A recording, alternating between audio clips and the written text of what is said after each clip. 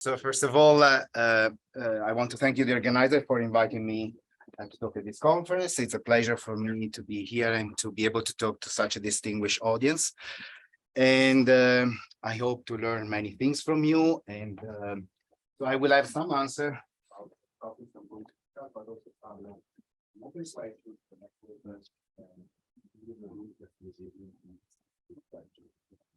So my talk is really about integrable hierarchies associated to geometric structures that one can construct on orbit spaces of reflection groups. And these geometric structures were already mentioned by Klaus. So these are Frobenius manifolds, and in some cases also flat F manifolds that were not mentioned. So one of the things I'm going to do, I'm going to define them. And since this is a quote, I don't know if it's really by Gelfand, but I really like this quote, and Klaus gave a very nice example of this. You know, like here you come and go as example, stay forever. And so I will try to follow this philosophy, let's say in the second half of the talk, where I will focus on the specific example of Bn. And I will provide a construction of a Frobenius manifold structure on the orbit space of Bn, which is different from the one provided by Dubrovin. And it's actually connected to the nonlinear Schrödinger equations, at least in dimension 2. So for the case of B2, a very simple reflection group. So for those of you, so first the plan of the talk is again, as I said, to talk about flat F manifolds, bi-flat F manifolds. So I will just use DF manifolds, sometimes Frobenius manifolds. I will show you how to, when you have this structure, to there is a machinery, a very simple machinery that provides with the integrable hierarchies of PDEs. And then I will focus on the case of B2, where this surprisingly produces the focusing on Schrödinger, and the case of Bn that you are all familiar with. So just a caveat, a word of caution for those that are not super familiar with integrable PDEs in this context. The geometric structure that will appear on the orbit spaces of reflection groups have nothing to do with the phase space of your system or dynamical system, in the sense that when you deal with a finite dimensional integrable system, usually it is the phase space M, which is usually a manifold, which is equipped with a G action by symplectomorphism or Poisson-morphism of a certain Lie groups usually. And instead, in this context, in this context, things are completely different in the sense that you have a manifold, which will be the orbit space of reflection group equipped with additional data. And these data allow you to construct integrable PDEs, but the phase space is going to be actually the space of the Frechet space of loops from the circle to M. So it's completely, it's not M. Okay. And functionals on this space, you can think of this as an infinite dimensional Poisson manifold. And functional neat are equipped with the Poisson structure. And this Poisson structure is again constructed starting from data on M. So here integrability in terms of action of a group that you might be familiar with from symplectic geometry is hidden. But it is still a group. In this case, these are reflection groups. So the big schema about integrability, as I mentioned, we start from an abstract geometric structure on M. We associate to these integrable hierarchies. In particular, for Dubrovin, Frobenius manifold, there is an associated flat pencil matrix, and actually, in some situation, the two things are equivalent. And from this flat pencil matrix, one can construct a pair of compatible Poisson structures of a certain type. So you have two Poisson tensors. And these Poisson tensors are compatible in the sense that you take their Schouten bracket or Schouten bracket, depending on how you pronounce it, this is going to be identically zero. However, integrability can be proved also without using the Hamiltonian structure. For instance, if M is just a flat F manifold, and this is, for instance, the case of well-generated complex reflection groups. So in the case, your M will not be a Frobenius manifold, so it will lack some, it will miss some of the structure that you need in order to define a Poisson structure. So the corresponding PDE are not even Hamiltonian, but you can still talk about integrability. And so what I want to show you today, I mean, the message for this talk is essentially that on the orbit spaces of reflection groups, there are exactly these relevant geometric structures necessary to generate integrable hierarchies of PDs. And then, as I said, I will focus on the case of BN, where we have a different, we present a construction which is different from that of Dubrovin. So what I'm going to present is based on a long-standing collaboration with Paolo Lorenzoni, so mainly works with him. And the most recent case of BN instead is based on a collaboration with Paolo Lorenzoni, Igor Mencatini, and Guglielmo Moroni, who's actually here. I don't know where is he. Okay, there. Okay. So let's start with the definition. So these are special classes of F manifold. So Klaus before introduced the notion of F manifolds that is due to him and Manning, and this notion instead is due to Manning. And a flat F manifold is a manifold equipped with a product on the tangent sheaf, a section of the tangent sheaf, okay? And this product can be expressed via a structure constant when you fix a basis. And you also have a connection, nabla, with some Christoffel symbol, and a distinguished vector field E. So these data, so the manifold, the product, the connection A and E, satisfy these actions, these three actions. So the most important one is this one that I wrote in red. So if you deform the connection via the product, what you want is that this connection is flat and torsionless for any lambda. You want that E is the unity of the product, and you want E to be flat with respect to this connection. So let's see what these action here entails, because it's a nice way to summarize actually many conditions. So if you write down the curvature and the torsion tensor for this connection, you will get just a polynomials in lambda, and of course you have to require that all the coefficients of this polynomial in lambda vanish identically. So if you take the torsion tensor, okay, so what happens is that this is this one. If you require that the part constant in lambda vanishes, this means that connection is torsionless. If you require that the part linear in lambda vanishes, this means that the product is commutative. If you require that the linear part of the Riemann tensor, the constant part of the Riemann tensor in lambda vanishes, you are requiring that the connection is flat. This part is very interesting because it is actually key for something that I'm going to tell you in a moment. So the tensor field, this one is symmetric in the lower indices, and this one requires that the product is associative. So as you see, there is no integrability condition here, the one that Klaus mentioned before.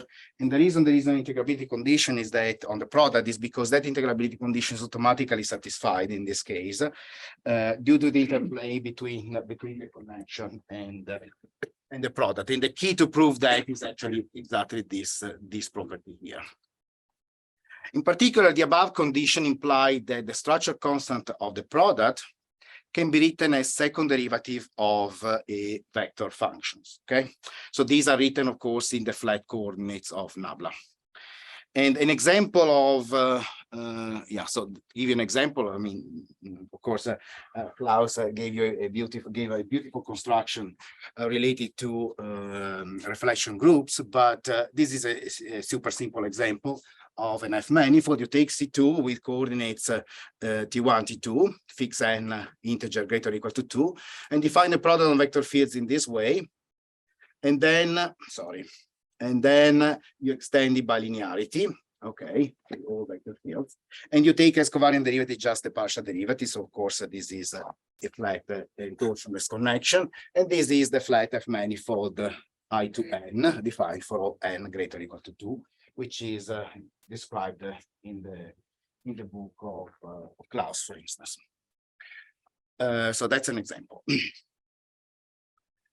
So once you have a flat F manifold, what we want to do is to produce integrable hierarchies, okay? And so there is a very nice simple recipe to do that generalizes a construction of Dubrovin. So Dubrovin called it the principal hierarchy. And this generalization was done by Paolo Lorenzoni, Marco Pedroni, and Andrea Raimondo in 2009. And it works as follows.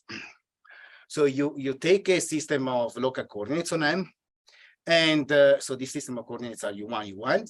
Then you declare, so you write down PD in the following form. So U is the vector of the U's, and you think of the U's as depending on infinitely many times and one space variable X. And I will explain in a moment why you need infinitely many times. So this is T, and then time is labeled PL. And the corresponding PD is written as XPL, which is a vector field. I'm going to tell you how you get that.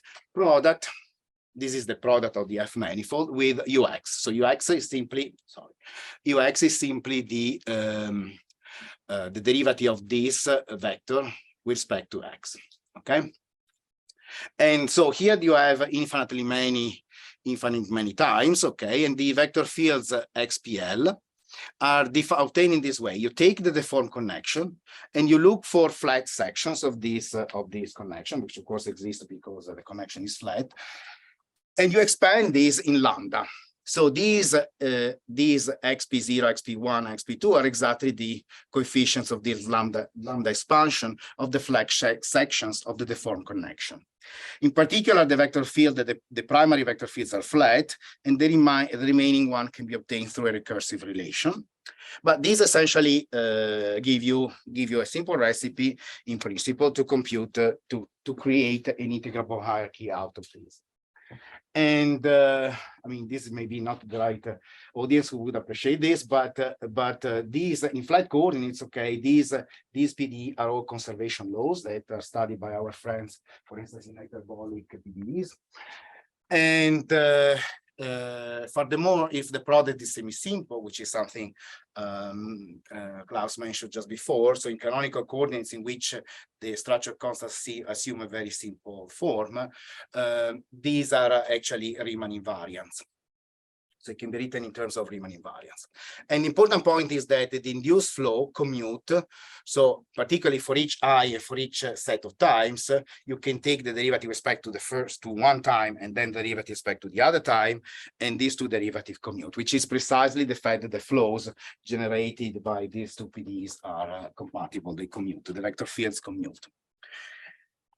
Okay, so just because I will point out how to, I mean, why in the case of B2 you get the nonlinear Schrödinger. Now, once you have an F manifold, you can enrich it with additional structure and produce what here I call the Dubrovin-Frobenius manifold. And so a Dubrovin-Frobenius manifold is, or sometimes Frobenius manifold, is a flat F manifold equipped with some additional structure. You have a metric eta, which is to satisfy this condition, okay? So it's invariance with respect to the product. And you also require that nabla eta is 0, which means that eta is covariantly constant with respect to nabla, so you can assume that nabla is the Levy-Chittier connection of eta. So in this case, if these conditions are satisfied, what turns out is that the structure constant of the product can be written as third derivative of a scalar function. So before they were written as a second derivative of a vector function, now they're written as a third derivative of a scalar function. And this scalar function is called the F manifold, the Frobenius manifold potential. And F turns out to be a solution of WDVV equation. This was actually the original motivation of Dubrovin. And also you require there exists another vector field called the Euler vector field that has the property of being linear. So by linear, I mean that nabla E is going to be identically 0. And so, okay, this is not very important for us, how the Euler vector field acts on the Frobenius potential. And as an example, we can take the previous very simple F manifold, introduce this metric here. As you see, it's constant, so it's certainly flat, and it's generated as covariant derivative, the usual partial derivative with respect to T1 and T2. And this matrix, as you observe, is anti-diagonal. So it's 0 on the diagonal elements and 1, 1 on the off-diagonal element. And the Euler vector field is given in this form. Okay, so once you have a Frobenius manifold, Dubrovin constructed what is called an almost dual. So you can define another metric, a new product, which turns out to be commutative and associative, and the new unity. So the new unit, the role of the new unity is actually played by the Euler vector field. And these data are constructed in this very simple way. So you take the inverse of eta, and you compose it with the endomorphism generated by the Euler vector field and the product, and you define a new product in this way. Of course, these data are defined outside the locus where for instance, the endomorphism E circle is not invertible. Okay, so outside, I mean, you have to, of course, to restrict yourself somewhere. So one can ask the same question, although I must say this was not our original motivation. One can ask the same question for flat F manifolds. So what is the almost dual of flat F manifold? Because of course there you don't have a metric, but Paolo and myself in 2013, we define this object, okay, this by flat F manifolds. And essentially you have a pair of flat F manifolds. So you have a manifold equipped with two flat F manifold structure, and these two structures are intertwined. In particular, they satisfy this relation where this in Abla is the exterior covariant derivative. And of course, again, this connection here is flat and torsionless. This product is commutative associative, and the formula here actually is the same. And big E turns out to be the unity of this product. Let me say, so just for the sake of convenience, I will call this the primary or natural structure, and this I will call you the dual structure, okay? This will be important in the example of B2 I'm going to talk about at the end. Okay. So just some remark about the relationship between these structures and other fields of mathematics. So flat F by flat F manifolds are, of course, a generalization if you want to think in this way of Frobenius manifolds. And so Frobenius manifolds are related to Pelle transcendence. This is true also for flat M by flat F manifolds, and this was observed by many people, Paolo and myself, Katomano Sekiguchi, and more recently by Kawakami and Mano. Like in the case of Frobenius manifold, so I gave you a list of integrable PDEs, okay, but these PDEs have the property of being dispersionless. So it's possible using a sophisticated procedure, okay, to show that these integrable PDEs can be extended to dispersive integrable PDEs in the case of F manifolds. And recently we did this in the case of flat F manifolds, okay, but of course there are some technical conditions to be described, and these actually involve what are called F cohomological field theory. So it's a very long detour, okay, in order to reach the result. But what interests us today is the relation with reflection groups. So in the relation with reflection groups, let me summarize it, as a long and distinguished history. It goes back to Saito, and his observation and construction will be super important for us in a moment, to 1979. So the construction of Saito metric and Saito flat coordinates. Then the observation of Dubrovin that Saito metric and Saito construction provide you with a flat Pessilon matrix, and the resulting concept of Frobenius manifold. But most important for us is that in 1998, Dubrovin proved that on the orbit space of finite Coxeter groups, there is a Frobenius structure. Then in 2004, he proved that there is such a Frobenius structure also in the case of even the orbit space of Sheffer groups can be equipped with a Frobenius structure. And Sheffer groups are the group of symmetries of complex polytopes. Then in 2007, Dafenjou give a generalization of the Dubrovin construction for Bn and Dn, but I won't have time to talk about it. A standard flat, so F manifold structure, if you want, on the orbit space of well-generated reflection groups were found by Katomano Sekiguchi in 2015. An alternative construction, so here by standard, I mean that you can think of it as the natural flat structure. And in 2017, Paolo and myself Lorenzoni myself gave an alternate construction starting from a dual logarithmic flat structure. Okay, so you think of this as the dual structure, and we're able to prove that actually many examples of well-generated complex reflection groups, for instance, all those exceptional rank 2 and 3, this provides their orbit space with a bi-flat F-manifold structure. An alternative proof of this was done by Konishi, Minabe, Shiraishi in 2018. Okay, so now let's go back into, so now I will start working with the example, but first I need this theorem that everyone knows and probably you know much better than me, okay? It's a very old theorem and say that if you have a complicated group acting on an n-dimensional Euclidean space and you take the subring of invariant polynomials, this subring turns out to be generated by n homogeneous invariant polynomials that are algebraically independent, and they satisfy, so there is a constraint on their degree, which is this, okay? So of course, the invariant polynomials are not uniquely defined, so there is no special choice. One should take, linear combination of powers if the degree matches. Okay, so how does one fix them? And there is this brilliant idea by Saito, which is to fix them as flat coordinates of a flat metric. So you take the contravariant form of the Euclidean metric, and what you do, you write this matrix in terms of the invariant polynomials.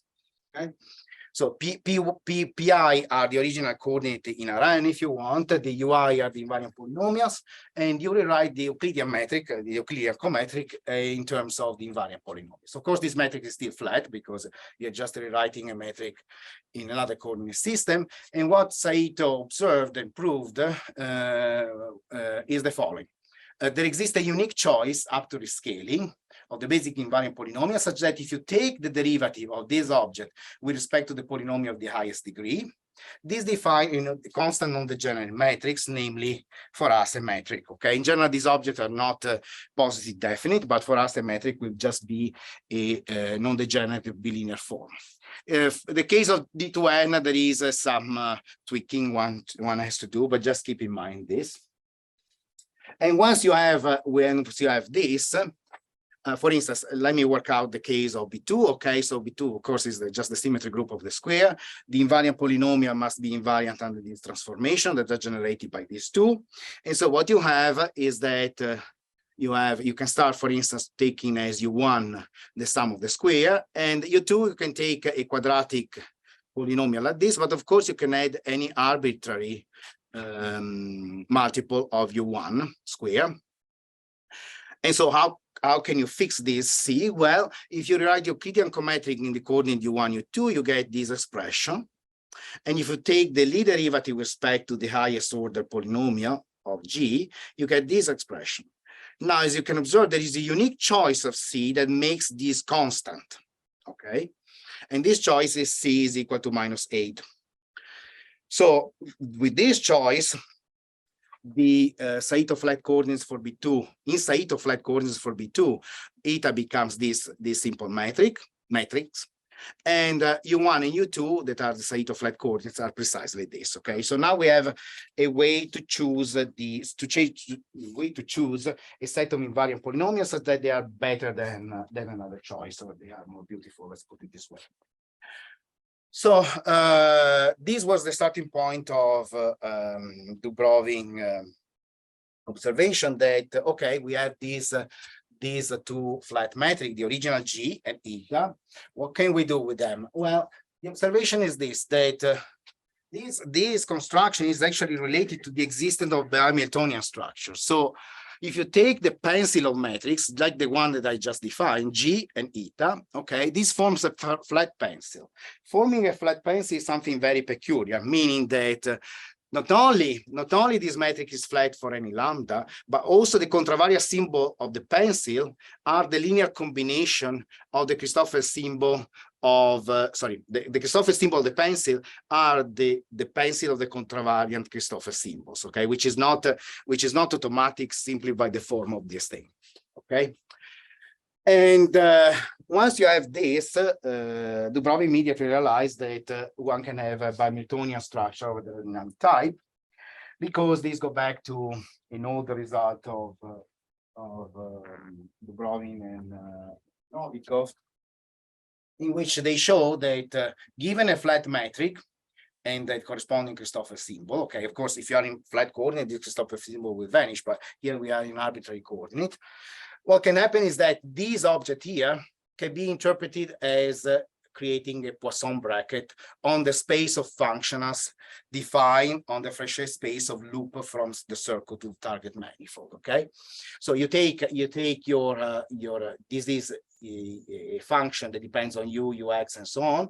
You take an integral over a circle, and you can define a Poisson bracket of these two objects. Okay, this Poisson bracket actually is really just a Lie algebra bracket because it doesn't satisfy the derivation condition, but that's enough. And so what turns out is that from a flat pencil of matrix, you can construct two Poisson tensor, and they are compatible in the sense of Magritte, meaning that their Schouten bracket is 0, which means that you can take a linear combination of PG and Peta, and this is still a Poisson tensor. Okay, so I gave you an axiomatic treatment of Frobenius manifold. So also in Frobenius manifold, we have a G and an eta, remember, because we have the eta that defines the Frobenius manifold, and then we have the G which come from the almost dual. So it turns out that therefore you can also form a pencil, and that pencil is also a flat pencil. Okay, but furthermore, satisfy this condition. So this will be important for us. So there exists a vector field E, or the Liouville vector field, such that the Lie derivative of G with respect to E is eta, and of course eta is constant. So in the case of Saito construction, so there is not a surprise that the derivative with respect to E of eta is 0. In the example of B2, E is the derivative with respect to the polynomial of highest degree. Satisfy also other properties that are important in the theory, but for us we can skip them. But just remember that the flat pencil satisfy this property is called quasi-homogeneous. Now, there is an important theorem which is the following one. So among quasi-homogeneous pencils, one select those that are called regular, so it satisfies this condition. So this operator here is invertible. And there is a theorem of Dubrovin that says essentially that if you have a quasi-homogeneous regular pencil of flat matrix, then you can construct a Frobenius manifold. Okay. So this is not an if and only if, and it will show with one example, okay? Namely, we can show an example. So the example of Bien, exactly, we are going to discuss, showing that even though this homogeneous pencil is not regular in that case, you can still construct a Dubrovin Frobenius manifold. Okay, so if one applies this theorem, of course, one can construct using the Saito example applied to B2 to the case of B2. Okay, one obtain a polynomial solution of WDVV equation, which are this Frobenius potential. So let me mention this conjecture, which was solved beautifully proved by Hertling in 2002. Okay, so Dubrovin conjectured essentially that any semi-simple Frobenius manifold under some condition with polynomial potential has to come from the orbit space of a finite Coxeter group, and this result is true. So you already see the connection with the reflection groups. Was you're somehow getting you have a degree 5 invariant is somehow here. What can you explain that again? The appearance of this, yes, this is U1 to the 5, unless there was a mistake in or degree 10 or whatever. Yeah. So this is the Frobenius potential that has this form. That came from this solution. From B2, yes. This came from B2. Is U1 and U2 are flat coordinates? No, U1 and U2 are the invariant polynomials. Sorry, here U1 and U2 are the invariant polynomials. Oh, okay. They are not the flat coordinates. No, these are the invariant polynomials, which are different from the flat coordinate. Maybe I can skip this, although it's also interesting. And let me talk about well-generated complex reflection groups. So well-generated complex reflection groups.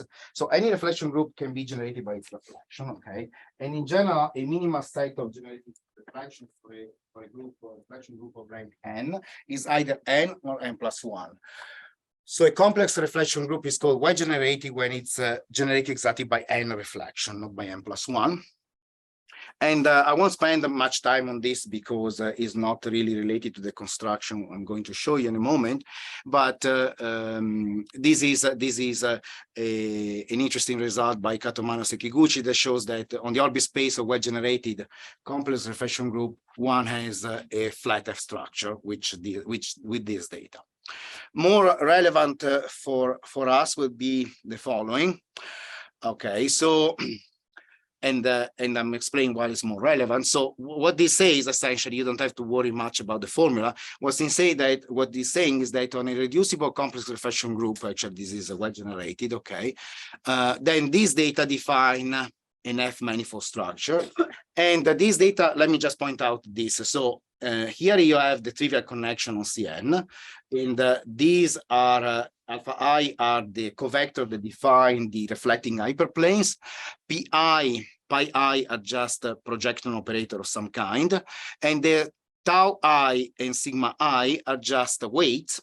And these weights have to have the property that they are G invariant, namely, if they belong to the same orbit. So of course, G acts on the reflecting hyperplanes. Sometimes you have the same orbit. So in the sense the action of the reflecting hyperplanes is transitive. Sometimes the set of reflecting hyperplanes split into different orbits. And what you want is that sigma is equal to sigma j and tau I is equal to tau j if hi and hj belong to the same orbit. And then you have to ask for a certain normalization condition.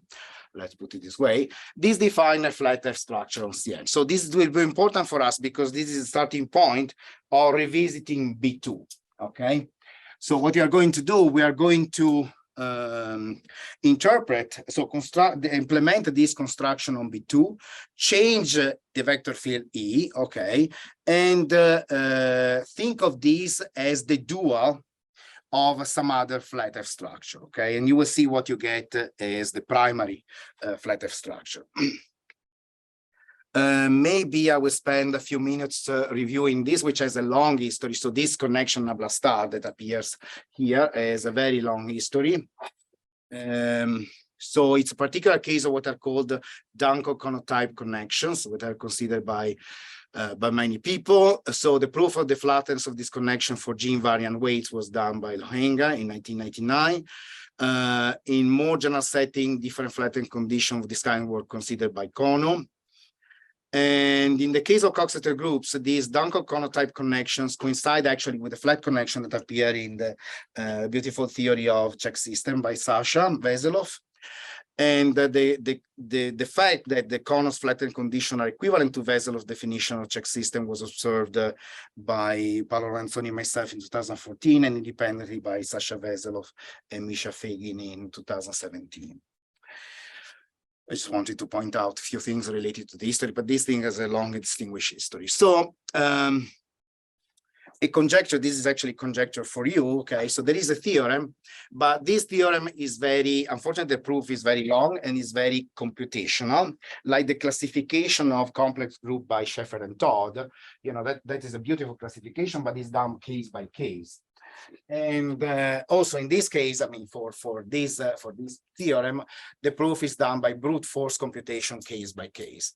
So for Y groups of rank 2, 3, and 4, for the dihedral groups, and for any of the exceptional well-generated complex reflection groups of rank 2 and 3, and for this series, what happens is that if G acts on V via its reflection representation, there exists a family of biflat F structure on the orbit spaces that depends on mu parameters, where mu is equal to the number of orbits in which G partition the reflecting hyperplanes minus 1.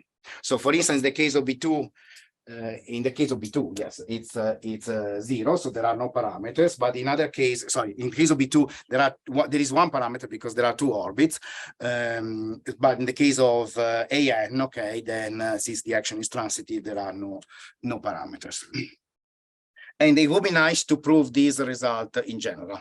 Okay, so for all finite, well-generated, reducible, real complex reflection group.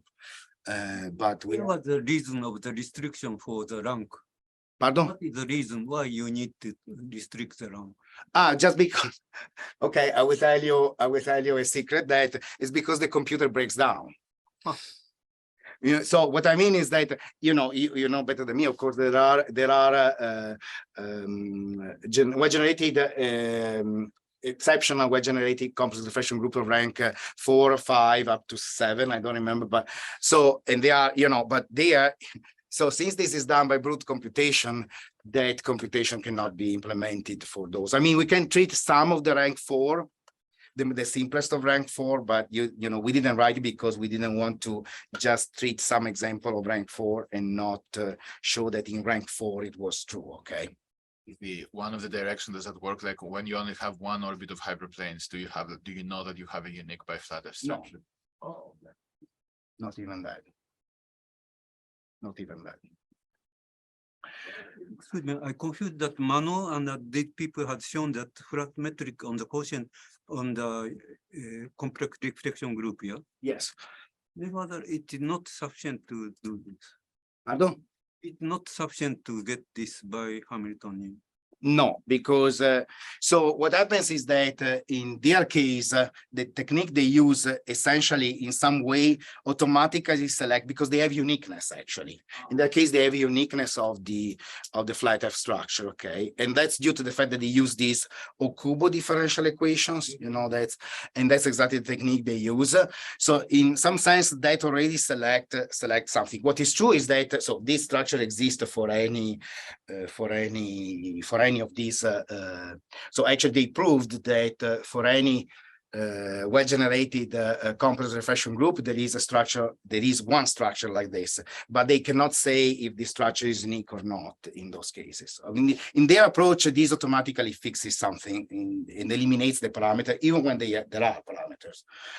So that's I would say the main issue. So that's an interesting, but then I have maybe something easier for you you might still be interesting, which is this one. So let's go back again at the case of B2. And this time we try to apply this dual F structure to just this simple case. So you do the computation. You know very well what are alpha 1, alpha 2, these are the covectors that define the hyperplanes. You assign weights the same if they belong to the same orbit or not. And you do the computation, and what happens is that you get this family of potential. These are not Frobenius potential because this is a vector potential, so this is an F manifold potential or a flat F manifold potential, okay? And it depends on one parameter. And if C is equal to -1/8, which is the choice of Saito flat coordinate, what happens is that the potential comes from the potential of a Frobenius manifold associated to B2. So these two can be reduced as first derivative of a single function. Now, this computation was done choosing as E, the derivative with respect to the polynomial of the highest degree. Just for experiment, so we did an experiment. We said, well, what happens if you take the derivative with respect to, you choose as E, not the derivative with respect to the highest degree polynomial, but in this case, there is only one other choice, which is take E to be the derivative with respect to the lowest degree polynomial. Well, you get three kinds of solution. The first one, this one reproduces actually the previous one. But then surprisingly, you get this one in which some weights are assigned to 0 to one of the orbit. The orbit, the orbit of G, the orbit generated by G on the reflecting hyperplanes, and some weights are assigned 1 to the other orbit or vice versa. So what turns out is that in this case, you can perform a calculation and you obtain this potential here for F. So these are Dubrovin Frobenius potential, and it depends on the sign, plus or minus, and there appears a logarithm here. So they're not anymore polynomial functions. And surprisingly, looking at the literature, we discovered that these are the potential associated with what is called the defocusing nonlinear Schrödinger equation. So of course, this was immediately, prompted us, well, let's try to do the same computation for B3 and B4. And you can do that. And surprisingly, what happens is that only one of the choices survives. So while in B2, you have two possible choices. And these two possible choices are exactly nonlinear Schrödinger focusing and focusing. In either dimension, only one choice survives. And so there are no, higher rank generalization of focusing and defocusing or linear Schrödinger equation. But again, the problem is what happens when n is greater than 4, because you see there is no clear pattern how these objects are generated really. So apart from the fact that they all have u2 square logarithm of u2, u3 square logarithm of u3, and so on. So of course we cannot do this computation for any Bn because this was done again by brute force computation. So we look what is the corresponding G, okay, the G of the Dubrovin-Frobenius manifold here, and you discover something very nice, that this G instead have a clear form that can be easily generalized to any n. Okay, so these G are these matrix, and this matrix turns out to be flat. Okay, even though they're not constant in coordinate P1, Pn, and so this suggests to take as Gij exactly this object for arbitrary n. So if you do this, you discover that this Gij is a Covariant metric, is flat, and is variant under the action of Bn. Okay, so a question for you is there a classification of such metrics for other groups? Namely, so if I'm looking for a flat metric in Rn, say, where a Coxeter group acts in a faithful way, okay, like through its reflection representation, then is it known other example, or even a classification of metrics that are flat and invariant under the action of the corresponding group? So I mean, we will be very interested, but I don't have the answer. The surprising thing is that, or annoying, depending on the point of view, is that if you rewrite this metric with respect to these coordinates that are actually the flat coordinates, it becomes constant and is actually invariant under the action of an. So the how can I say the type of invariance is going to change, but this is just for the moment an observation. So what happens is that if you apply now Saito procedure to the metric G, okay, using as E not the polynomial of highest degree, but the one of degree immediately less, okay, what you obtain is a metric E, which turns out not to be constant in the invariant polynomial, but this metric is also flat. The metric G and eta form a flat pencil of metrics, and in Saito flat coordinates, the operator R that I told you about before, unfortunately is diagonal, but the first entry is 0. So that operator is not invertible. And therefore, one cannot apply Dubrovin theorem to claim the existence of a Dubrovin-Frobenius manifold structure there. So what one can show, first of all, is that eta rewritten in Saito flat coordinates as this form. And then for the element of R that are different from 0, one can reconstruct the structure constant of the product. But then one has to, try to use other conditions in order to construct the structure constant when the upper index is 1. And here you have the, this is a Saito flat coordinate, the last one. Excuse me, may I interrupt before going? Yeah, the derivative according to the highest weight invariant, yeah, is somehow intrinsic meaning. Yeah, It doesn't depend on the choice of generator. that's true. But here it depends on the choice of generator. So this depends on, so indeed, so you have to fix, so you have the arbitrary to fix the first n-2 or the first n-2, right? But so you have to restrict your group of diffeomorphisms, so to speak, your group of transformation, because that's exactly the point, that when you take the derivative with respect to the highest degree, you can take all the transformation you want. But in this case, you have to fix yourself. So you need to take care of this, I don't know, constraint. Yeah, this is taken care of. But indeed, I'm not claiming that the structure we are going to obtain is a new Frobenius manifold. Okay, I'm claiming that is new. Its appearance on Bn is new. Okay, and indeed, I know it's not new, but this is kind of state secret.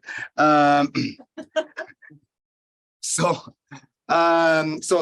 just want to state this general theorem, okay, that so this third pencil metric gives rise to Dubrovin so the Brownian Frobenius manifold structure on this quotient generalizes those computed for 2, 3, and 4. And the proof is very long, but the real pain in the neck is to compute the associativity, to show that this product is associative. The rest is requires some work, but is not as painful as this one. And I don't think, let's see here, I have just open questions. Okay, so for n is equal to 2, 3, and 4, the dual product is defined in this form. And we don't know if this is true in arbitrary dimension, and that's something Guglielmo, I think, is working on. It would be nice to know if this construction can work also for other reflection groups in other flat metrics invariant under the natural action, and possibly extend it to the extended affine by groups. And then, as I mentioned, there is this conjecture about bi-flatter structure or B-spaces of well-generated complex reflection groups. So I think I'm done, and thank you very much for your kind attention.